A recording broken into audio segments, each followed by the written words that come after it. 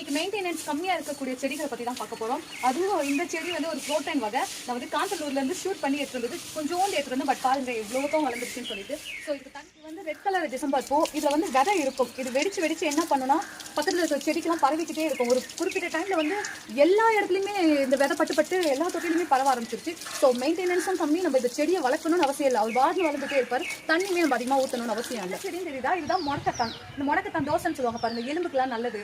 இதெல்லாம் வந்து வீட்டில் வளர்க்குறது ரொம்ப ஈஸி. இந்த விதையை காட்டுறோம். இந்த மாதிரி பலூன் மாதிரி இருக்கும் இதோட விதை. இதுல 3 விதை இருக்கும். என் பொண்ணோட ஹாபியை இதை எடுத்து ஒரு இதில் போடுறது தான். ஸோ இந்த மாதிரி செடி எல்லாமே நீங்கள் வீட்டில் வளர்த்தீங்கன்னா உடம்புக்கும் நல்லது, மெயின்டெனன்ஸும் கம்மி. இவங்க பாட்டு வளர்ந்துட்டே இருப்பாங்க. ஸோ கண்டிப்பாக இந்த மாதிரி செடியை வளர்த்து பாருங்க. அதே மாதிரி பரண்டை இருக்கு தெரியுதா, பரண்டையுமே இது வளர்க்குறது ரொம்ப ஈஸி. இருக்கு, தண்ணி கூட நீங்கள் சுத்தமாக ஊற்ற வேணாம். ஸோ இந்த 2 செடியுமே மூலிகை சம்மந்தமான இந்த 2 செடியுமே நீங்கள் வீட்டில் வளர்த்தீங்கன்னா உங்களுக்குமே மெயின்டெனன்ஸ் கம்மி. அதே மாதிரி ஒரு ஃபுல்ஃபில்லாக இருக்கும் நம்ம வீட்டில் ஏதோ ஒரு நல்ல விஷயம் வளர்க்குறோம்னு சொல்லிட்டு. அப்புறம் மெயின்டெனன்ஸ் கம்மி வந்து இந்த துளசி செடி தான். இந்த துளசி செடியில் இருக்கிற விதையை நம்ம தண்ணி ஊற்றும் போது